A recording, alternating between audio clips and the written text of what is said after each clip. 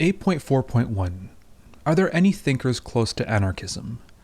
Yes, there are numerous thinkers who are close to anarchism. They come from both the liberal and socialist traditions. While this may be considered surprising, it is not. Anarchism has links with both ideologies. Obviously, the individualist anarchists are closest to the liberal tradition, while social anarchists are closest to the socialist. Indeed, as Nicholas Walter put it, open quote, anarchism can be seen as a development from either liberalism or socialism, or from both liberalism and socialism.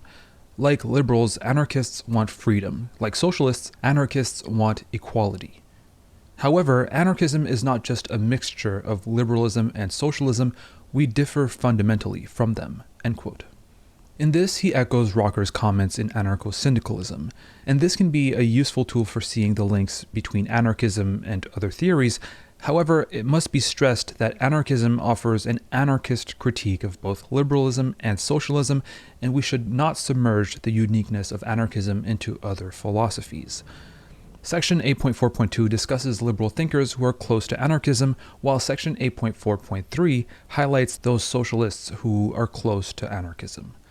There are even Marxists who inject libertarian ideas into their politics, and these are discussed in Section 8.4.4.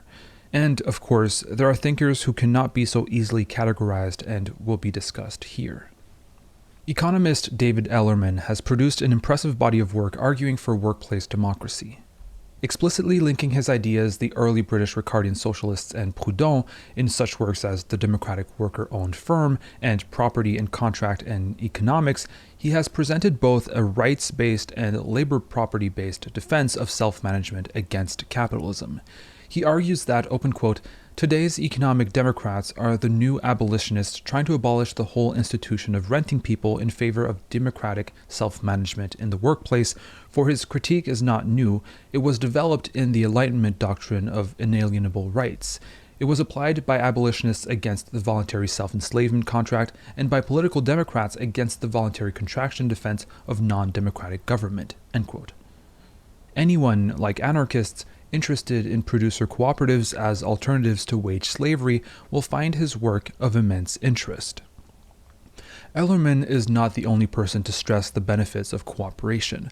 Alfie Kahn's important work on the benefits of cooperation builds upon Kropotkin's studies of mutual aid and is consequently of interest to social anarchists.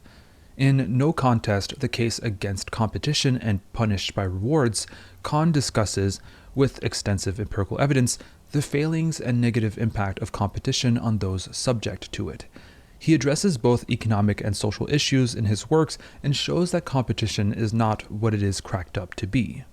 Within feminist theory, Carol Pateman is the most obvious libertarian-influenced thinker. Independently of Ellerman, Pateman has produced a powerful argument for self-managed association in both the workplace and society as a whole. Building upon a libertarian analysis of Rousseau's arguments, her analysis of contract theory is groundbreaking. If a theme has to be ascribed to Pateman's work, it could be freedom and what it means to be free. For her, freedom can only be viewed as self-determination and, consequently, the absence of subordination. Consequently, she has advocated a participatory form of democracy from her first major work, Participation and Democratic Theory, onwards. In that book, a pioneering study of participatory democracy, she exposed the limitations of liberal democratic theory, analyzed the works of Rousseau, Mill, and Cole, and presented empirical evidence on the benefits of participation on the individuals involved. In The Problem of Political Obligation, Pateman discusses the liberal arguments on freedom and finds them wanting. For the liberal, a person must consent to be ruled by another, but this opens up the problem that they might not consent and, indeed, may never have consented. Thus, the liberal state would lack a justification. She deepens her analysis to question why freedom should be equated to consenting to be ruled, and proposed a participatory democratic theory in which people collectively make their own decisions, a self-assumed obligation to your fellow citizens rather to a state. In discussing Kropotkin, she showed her awareness of the social anarchist tradition to which her own theory is obviously related. Pateman builds on this analysis in her The Sexual Contract, where she dissects the sexism of classical liberal and democratic theory. She analyzes the weakness of what calls contractarian theory, classical liberalism, and right-wing libertarianism, and shows how it leads not to free associations of self-governing individuals, but rather social relationships based on authority, hierarchy, and power in which a few rule the many. Her analysis of the state, marriage, and wage labor are profoundly libertarian, showing that freedom must mean more than consenting to be ruled.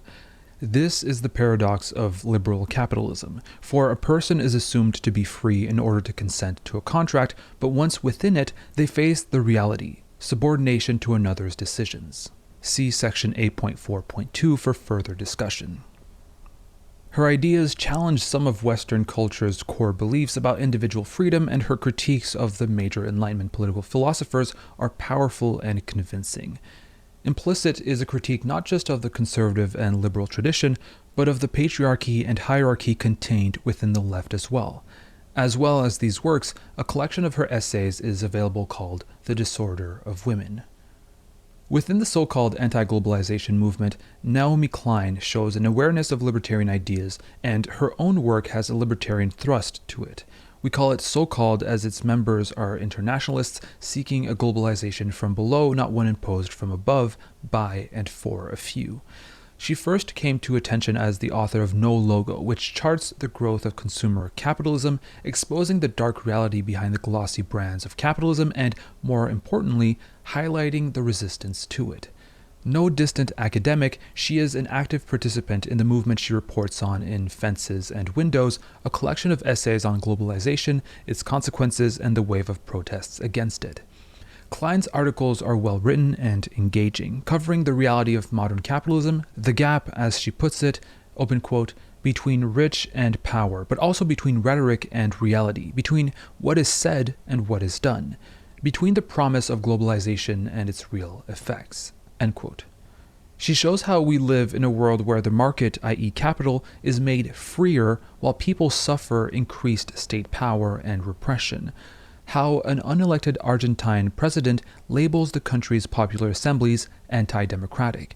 How rhetoric about liberty is used as a tool to defend and increase private power. As she reminds us, open quote, always missing from the globalization discussion is the issue of power.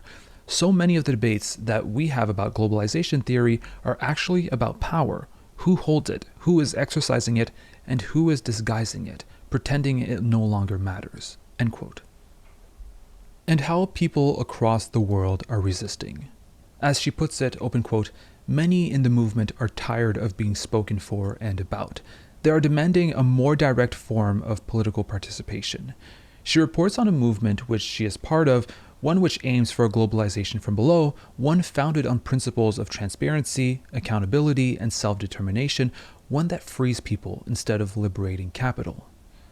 This means being against a corporate-driven globalization, that is, centralizing power and wealth into fewer and fewer hands, while presenting an alternative which is about decentralizing power and building community-based decision-making potential, whether through unions, neighborhoods, farms, villages, anarchist collectives, or aboriginal self-government, end quote. All strong anarchist principles, and, like anarchists, she wants people to manage their own affairs and chronicles attempts around the world to do just that, many of which, as Klein notes, are anarchists or influenced by anarchist ideas, sometimes knowing, sometimes not. While not an anarchist, she is aware that real change comes from below by the self-activity of working-class people fighting for a better world. Decentralization of power is a key idea in the book. As she puts it, the goal of the social movements she describes is, open quote, not to take power for themselves, but to challenge power centralization on principle, and so creating a new culture of vibrant, direct democracy, one that is fueled and strengthened by direct participation, end quote. She does not urge the movement to invest itself with new leaders, and neither does she, like the left, think that electing a few leaders to make decisions for us equals democracy. Open quote, the goal is not better faraway rules and rulers, but close-up democracy on the ground, end quote. Klein, therefore, gets to the heart of the matter. Real social change is based on empowering the grassroots, open quote, the desire for self-determination, economic sustainability, and participatory democracy, end quote. Given this, Klein has presented libertarian ideas to a wide audience. Other notable libertarian thinkers include Henry D. Thoreau, Albert Camus, Aldous Huxley, Lewis Mumford, and Oscar Wilde. Thus, there are numerous thinkers who approach anarchist conclusions and who discuss subjects of interest to libertarians. As Kropotkin noted 100 years ago, these kinds of writers, open quote, are full of ideas which show how closely anarchism is interwoven with the work that is going on in modern thought in the same direction of enfranchisement of man from the bonds of the state as well as from those of capitalism, end quote. The only change since then is that more names can be added to the list. Peter Marshall discusses the ideas of most, but not all, of the non-anarchist libertarians we mentioned in this and subsequent sections in his book History of Anarchism, Demanding the Impossible. Clifford Harper's Anarchy, A Graphic Guide is also a useful guide for finding out more.